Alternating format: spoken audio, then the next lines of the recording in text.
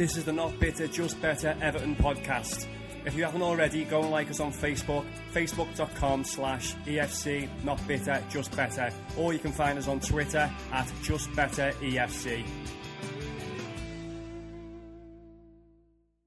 So this is going to be a little bit of an extended last segment for us. We're going to start off by looking at the game day after tomorrow. 3 o'clock on a Saturday? Yes. Traditional, yeah. Good to have a proper Saturday game to look forward to. Stoke are the visitors for the first game of the season. Played them early on last season as well. We both just sat here for 10 minutes, we trying to rack our brains about last season's game, and we were thinking, can't remember it, and it was probably because it was pretty much a whole calendar year ago. Yeah, so August 27th last year, that fateful day, when Bainesy missed a penalty. And it hit the post and it Shea Given on the back of the head and went in. Yeah, the only goal in the in a not very eventful game from what I remember, which is not much. It's well renowned for Shea Given's only goal for Everton. Yeah. Well, it was always a given, wasn't it? Plus, we are now as well. We're now going to be weakened by the fact that Shea Given's been released over the summer. Yeah, so what of our goal threat? I don't know where our goals are going to come from this game against Stoke. In the away fixtures as well, Shawcross scored an oggie. He did, yeah. Stoke players did like scoring for Everton last season. And Peter Crouch always scored in a 1-1 draw. Yeah, so Stoke visitors, a few notable outs for them, which is John Walters for $3 million and Arnautovic. Seems a strange player to sell, John Walters. I know he's not, he's not great. I've just remembered something that I read this week, and it's just popped into me now. Paul Mason has said Burnley signing John Walters for $3 million is the transfer of the summer. I mean, I can sort of see what he's relatively, saying. It's very, very low risk, isn't it? $3 million for someone who's done all right. And you know what you're getting with him, don't you? He gives 100%. He's not the greatest player in the world. He's had grey hair since he was 18. He's a blue. And he's a blue, yeah. He always does well in Mr. Shite. So yeah, I mean, I'm surprised Stoke let him go, really, for all those reasons, particularly that he's a blue. Maybe he thought he'd score an own goal. Yeah. So Whelan's gone. Was that Premier League legend, stalwart, Glenn Whelan? Glenn Whelan, yeah. Got nothing to say about Glenn Whelan. It's just snide. Bardsley. We can't decide which Bardsley this was. Phil Bardsley. Right, okay. Phil Bardsley, he knocked out Wayne Rooney in the boxing video. Okay, yeah. So, notable outs, a couple of notable ins. Zuma. Hang on, haven't we missed the biggest out? I said him, didn't I? Arnautovic. Oh, did you say him, did you? Yeah, 25 mil. Well, I was on the verge of saying I said him, but we ended up getting sidetracked. Do you think he was their best player? I mean, he was probably, I don't know, he got Shaqiri and his hips don't lie. They don't lie. And they've got Bojan, obviously, who sort of, his form's dipped over last season, didn't he? They're potentially, but, I'd say potentially Arnautovic was potential. He's very much like a Morales. Using him as a comparison again. Morales, like a yardstick for people who flatter to deceive, which is quite mean of me, really. But he's very, very capable of producing amazing bits of skill and finishes, but just hasn't done it consistently enough to warrant, I don't think, a £25 million move. Correct. On his day, he's a very, very good player, but on most days, he's a fairly average player to me. Yeah, 25 mil. But he's not there, so I don't even know why we're talking about him. Yeah. So, some players in, Zuma in on loan, and Fletcher in on a freebie. Fletcher is pretty much a straight sort of replacement for Glenn Whelan, isn't he? A pensioner in the centre of midfield. Yeah. But again, I don't know why West Brom let Darren Fletcher go. It's a bizarre decision, because he's done well for them. You know what you're getting with him. He's a sort of got a Barry figure almost in central midfield, isn't he? Solid, dependable. Maybe he's just more career prospects for him. Maybe he might. They just wanted to give him a year, and Stoke possibly give him 2 years, and he might have some coaching kind of incentives or something. Maybe he just got fed up at West Brom of every pre-match meal being like boiled rice and plain chicken, because Darren Fletcher can't eat anything without going off to puke in the toilet. So Bojan's still there sniffing around. I mean, as you say, his form's dipped, hasn't it? But he's come up with a few good performances against us, as has Shaqiri. So, ones to watch, I'd say. They're the obvious players, but Mark Max man to watch. It's been a while. They bought a player last season who didn't really sort of get into the side very much, sort of eased his way in. An Egyptian winger called Sobdi. Yeah. He's like shit off a shovel. He could potentially be very dangerous. Yeah. So he's my man to watch. Okay. Any predictions? Well, I think we've got to look at what Everton are going to do, really, haven't we? Yeah, we've got to look at it from our point of view. I mean, as we know, we mentioned it before, we know Rooney's going to start. But is he going to start up front? Is we going to have Ramirez leading the line? I can't sit here and sort of predict what we're going to do. Pre-season shed no light on it for me. Is DCL going to play? Where's Klassen going to fit in? Because we're at home, will we play 2 holding midfielders? One thing I can say fairly confidently is I don't think we're going to go with the 3 at the back and wing backs. I think it's going to be just a solid 4. I think that's going to virtually pick 3 out of 4 for itself, which is going to be Baines, Williams, and Keane. And I just think, I mean, right back now, Martina played all right when he came on last week at left back. But I think it's still looking like Martina, isn't it? From I think it's got to be Holgate. You've got to put Holgate in there. Holgate? I think you've got to. You know what you're getting. He's played a lot for us, hasn't he? He's offering a lot more going forward than he has done. You know, I think he's been a little bit rash going forward in previous years, and I think he's looks to be getting a little bit more comfortable. Maybe that's just a pre-season thing, but it's a little bit more comfortable going forward now. But as you say, whether DCL is going to get a run, Luckman's impressed when he's come on a couple of times in pre-season. Is he going to go out on the wing? Is he going to go with Morales for experience because it's the first game of the season? I think it'll be a flat 4 like you're saying, and then I think you'll have Schneiderlin and Garner right in the centre, and then it'll be 3 in behind and 1 up top. Yeah, so 3 in behind though. I mean, but Rooney's one of them. Those 4 are all interchangeable as far you know. Morales, the players vying there, Klassen, Sandro. Can't predict it. Yeah, just can't do it. Yeah. But I think if you look at those 2 sides on paper, I think we should easily have enough, particularly at home, first game of the season, to come away with the 3 points. Stoke are one of those sides that if they turn up on a day, can cause you problems. They've got players who can cause you problems. Peter Crouch can always cause you a problem. Shaqiri, if he plays well, can cause you a problem. And you've got Shawcross at the back, who's a solid defender, and he's a bit of a narc, isn't he? Yeah. Who knows how to wind players up. If you got Mark Hughes will have them organised. Definitely, yeah. We know that. So it's not the easiest of first games, but it's a game.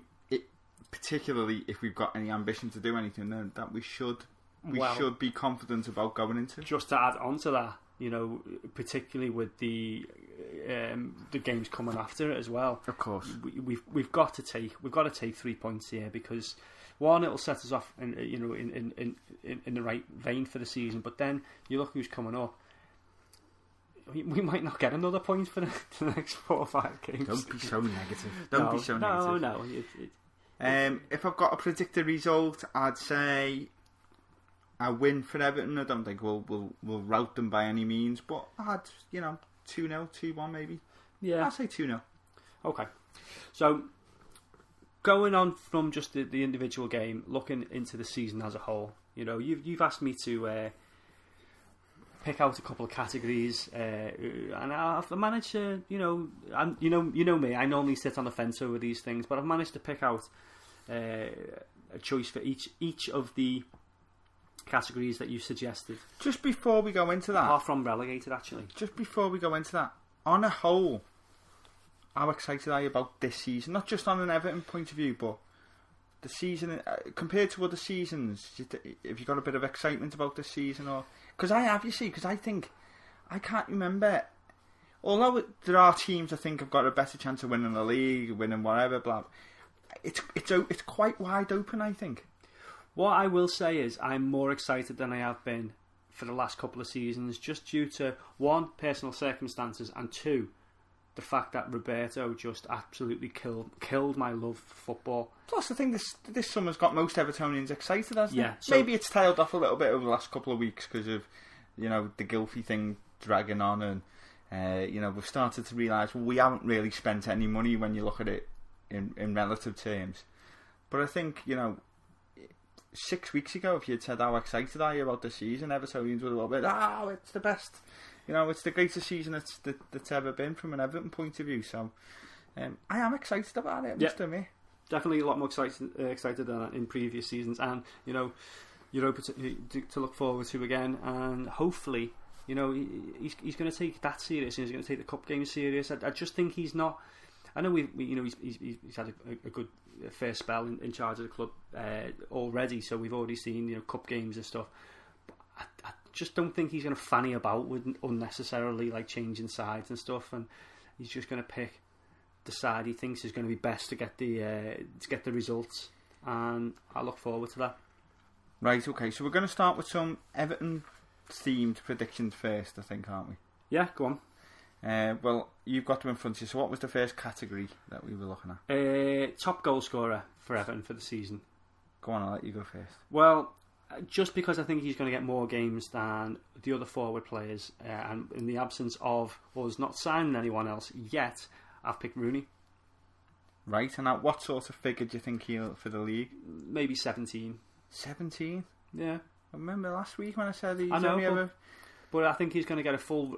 He's not going to be playing like holding midfielder or anything like that for us. He's going to be either up top or behind the main man up top. So he's going to be there and thereabouts. I think he's going to get free kicks, and I think he's probably going to assume penalties. I think to have a chance at getting anywhere close to that figure, he's going to have to be taking the set pieces. Yeah, I think he's going to, because when Morales takes the first couple and puts them in the pond, but are you going to get penalties off Bainesy though? Well, we know that Bainesy's not overly bothered. It never seems that way, does it? We know he's handed it over to Lukaku in the past, and 17's. That's a little bit optimistic, but it's not stupidly optimistic. I'm not saying he's going to get the golden boot. 30, are you? Yeah, so that'd be a good return. I think. Okay. Top scorer, Olivier Giroud. Yeah. How many? 20. For Arsenal. For Everton. I'm going positive. Right, okay. He doesn't even play for us, but why not? Okay. I must admit, I did disclose last week I've had that bet that Rooney will get 15 league goals this season with somebody in work. That was in the heat of the moment. If we don't get a centre forward, I'm struggling to see anybody that will get above 10 to 15 goals. I am struggling. Potentially Rooney, potentially Sandro, but other than that, Sigurdsson, I don't know. Some of Klassen's. I don't think he's going to get. I think he might get like 8, 9. Yeah, that would be a fine return for me. I've got no issues with that whatsoever. Yeah. But I think you obviously you're going to get more goals spread around the team. You would think we're going to have to, because we've lost 24 goals, haven't we? Of course we have, and we've potentially lost Barkley's goals as well. What 2 of them? Well, there's more than that. Yeah. Yeah. So that's why, because I don't think there's an outstanding candidate there now, I'm going to take a punt on Giroud. Yeah. Okay. So the other one was player of the season overall for you, for us. It's an interesting one, this. I've got a couple of candidates in mind, but defensively, so that suggests that potentially we might be not having the greatest of seasons if we're relying on defenders. I'm going to say Michael Keane. Do you know what? He was my first thought, and then I thought this is probably the same as you, like the same as defensively. But I was thinking Keane, Garner, yeah, or possibly Pickford. They were the 3 that jumped out at me. Well, that's funny you should mention that, because I picked Garner as my overall my player of the season, just because I think he was great last year, and from what I've seen from him in pre-season so far, he looks even fitter. They've not been the best of the games, but he looks like he's even more places, if that's possible. Is that not just because he's stayed fit and everyone else isn't fit? Yeah, probably. So I think if he can, really just keep on what he was doing. I think if he could possibly, he seems to be wanting to get forward just a little bit more. His shooting's not been the best, but if he could add a couple of goals to his game, and continue what he was doing last year with better players around him, I think he could be a superstar this year. I've just contradicted myself, really, haven't I? Because if I'm saying Giroud's going to sign for us, get 20 goals in a season, he's probably going to be our player of the season as well. But I don't want to look stupid in two categories if we don't sign. Well, it depends whether, the 20 goals, 20 individual goals, or 20 goals where he's fought for them, or it's just 20 goals where he's just I don't know, just the team's done all the hard work and he just taps it in at the end. It's just them sort of goals, where the ball's behind him and he does some sort of weird scorpion kick in off the crossbar. Them sort of goals. Yeah, we'd have them, wouldn't you? But yeah, I'm gonna go Michael. I'm gonna go for Keane. Yeah, next category, young player of the year. Right. You would expect Tom Davies to be the outstanding candidate for this. Yes, of course. However, Jordan Pickford. Exactly. Can we still count him as a young player? Being 23. Is that how old he is? 23 now. I thought he was a little bit younger than that, so I put him. I put Davis and Pickford. Hang on a minute. I think he's only 21. Am I just making things up here? Well, wasn't he in the under 19 squad? Or was he was under 23 squad? Sorry, yeah. God, yeah. I'm going to have to check. We should really check these things. Hold on. Just when you have age. a mental block. Right, let's check this out. You could speak here while I'm doing this. No, I'm just going to wait while your phone interferes with our microphone. Dead air while I check Wikipedia. But you said, he was born 1994, which makes him 23. I was right. Yeah. I don't know why I second-guessed myself. Lukaku was up for the young player last year, and he was 23, wasn't he? Yeah. It's not going to be my pick anyway, because I'm going to go proper youth player. I'm going to go youth. And now the fact, Dowell's out the running now, he's gone on loan. I'm going to go for Lookman. Yeah, I've just writing them down there as a third option. Just as I said them, just to copy Just before you said them, actually. But I'm going to go with Davies, just because I think he'll probably get more game time than Lookman. And I think he's going to just grow into the game a little bit more. I think Davis has got so much competition. It's going to be very hard for him to get a starting spec. He likes him though, doesn't he? I mean, we already know that. He does like him, and I think he'll be used quite a bit. But I think Lookman has very much got a chance of, if he comes in and takes it and does something special in a game, I think potentially he could. He could score within seconds against Man City? You mean? Yeah, no, but I mean, if he that, really takes a game by the scruff of the neck, does something special, has a couple of good substitute appearances where he makes something happen, I think he could get a start and then he could hold on to a place, because we do need width and pace. Well, what I'll add to that is I think he's going to be used a lot more in the cup games and Europa games. He's going to get, because young players like that, he's not a particular risk as a youngster. He's got quality coming through. He's not like a reserve, is he? He's not a youngster. He's like he's already got that experience in there. I think he's going to feature a lot more in cup games and make the odd cameo, where I think Davies is going to be more prominent in the first team. He's the type of player I'd like to see on the bench virtually every week, because he can give you a bit of an impact when he comes on. Yeah. So they're the Everton specific ones. So overall, top goal scorer in the league. The obvious one's Harry Kane, I think. Oh yeah, that's what I've gone for. Well, I haven't actually. I'm going to go for Jesus at Man City. Okay. I think when he first signed to City last year, he looked absolutely unplayable. From the minute he stepped on that pitch, he looked like a goal machine. And then he got an injury very early on, didn't he, after about 3 or 4 games. Sort of edged back in towards the end of the season. I think with a full season fit, I think that lad, with the amount of chances City are going to make for him. My only slight issue is Kane is first choice, isn't he, for Spurs, week in, week out, first name on your team sheet. And we thought it was a flash in the pan, season 1, and then he just goes and blows everyone away last season. To me, he's probably the best English striker since Alan Shearer. I think he's very much going to be. I think he'll end up being held in the same regard as Alan Shearer as far as Premier League players go. That's how good I think Harry Kane is.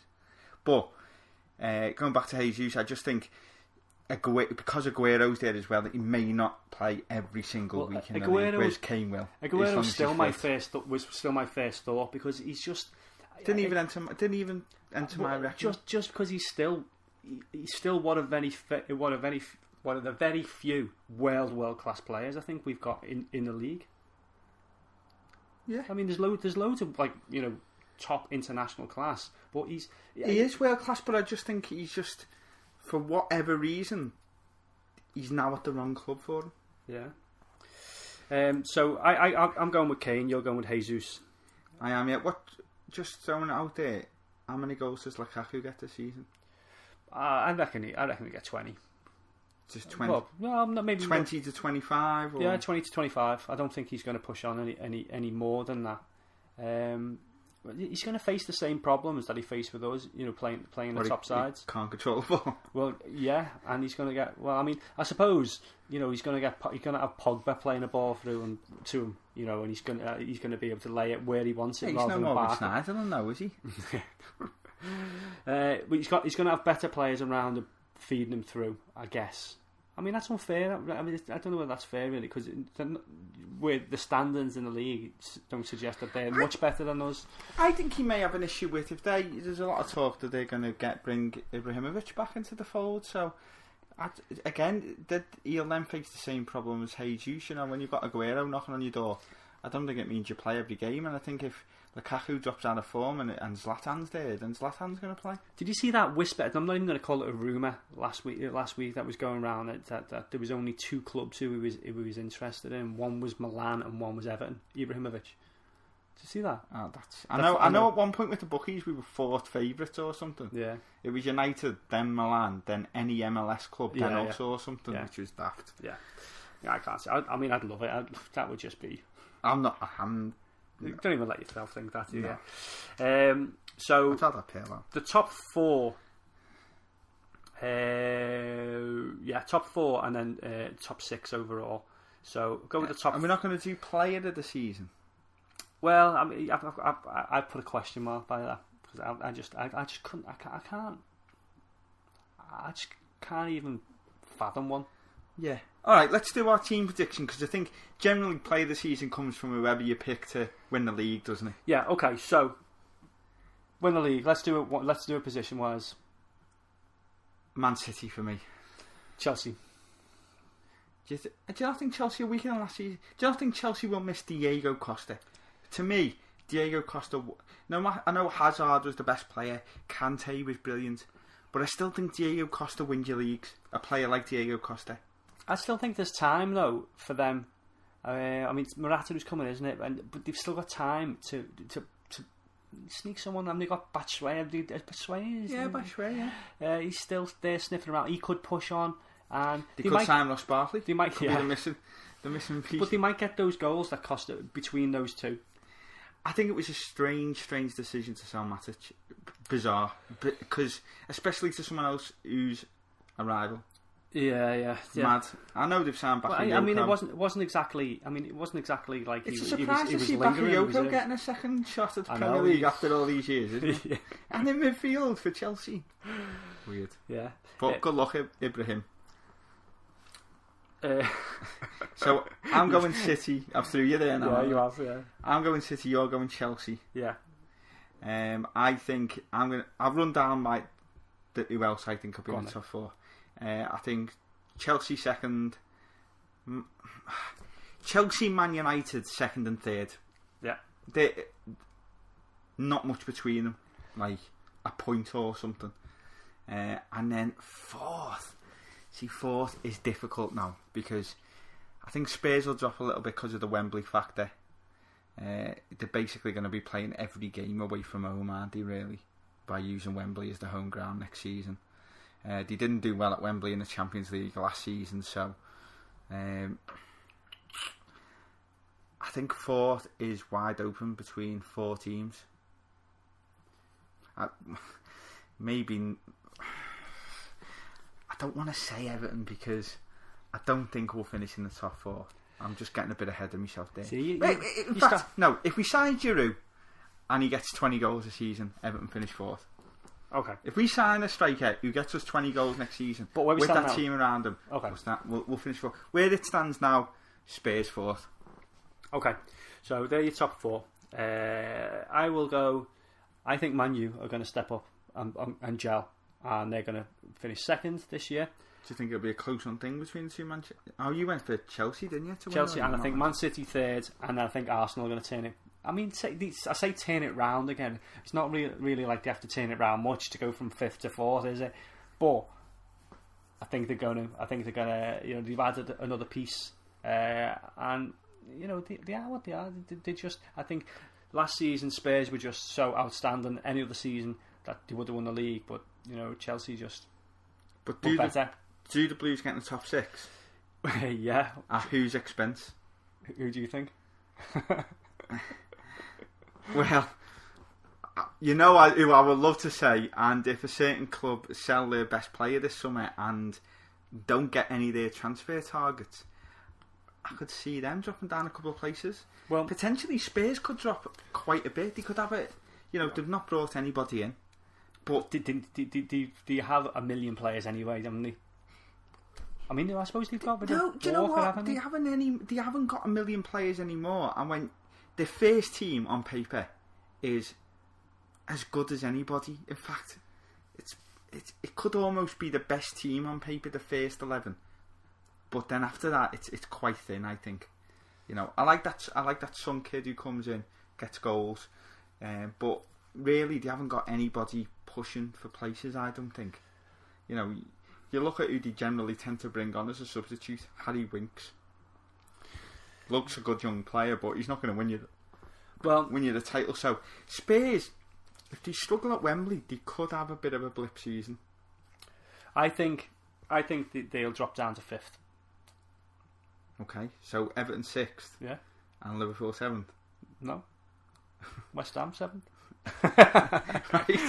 This is who's eighth. Sorry, our pod might have just peaked a little bit then with that laugh.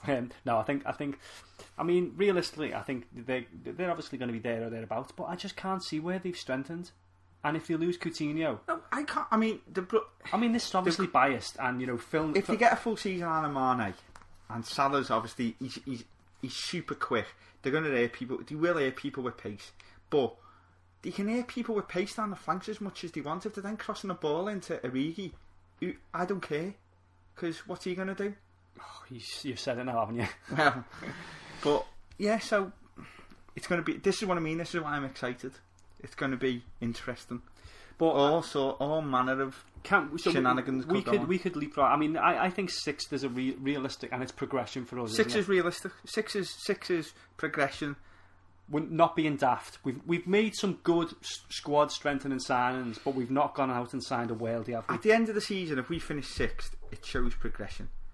As daft as this sounds, if it's sixth and it's ahead of Liverpool, everybody will be happy with that. No, it's a jump, isn't it? Yeah, of course. Even though just because it's ahead of Liverpool shouldn't make any difference. Well, but it's a bit of a changing of the guard, though, isn't it? And we've got to be competing with top six now. You know, it's been too long where we've been punching above our weight. Now we need to be like getting there amongst those. I mean, I still don't think we can compete with Chelsea, City, and Man U when it comes to fees and wages. But we possibly can do with Spurs and Arsenal. Possibly, but we need to start putting ourselves alongside them, not chasing them. Yeah. You know what I mean? I'm not expecting to get beat by them. Yeah. We need to get that mentality. You know, going to those places and thinking a draw, you know, is the least that we can get. Not thinking like, you know, coming away and thinking not getting battered is all we can expect. So for me, player of the season, then I've tipped City to win the league, so I'm going to stick with a City player. So Jesus will be up there in the runner. I'm going to throw a bit of a curveball in here and say Sane. Okay. I think Jesus or Sane, two young players who I think will be electric for City this year. All right. Well, I honestly I can't even begin to think of where to start. Well, no, maybe Hazard again. Yeah. Yeah. Okay. If I have to pick one, all right. Well.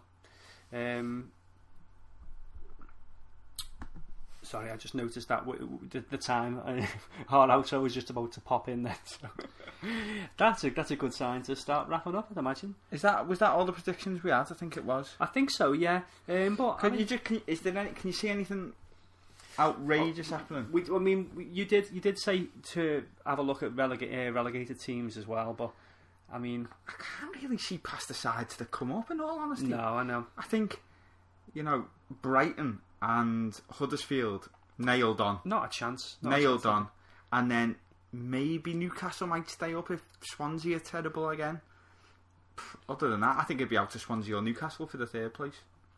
Yeah, okay. I know it's not saying anything original or going out on a limb, but sometimes the patterns are there for a reason, aren't they? Yeah. And sometimes there's a lot of sides who've come up who've now cemented themselves. You look at Burnley. They look a good solid side. Bournemouth, they look a good decent side that aren't going to go down. And they're probably going to spend a lot of money, and it's just other teams are spending even more money.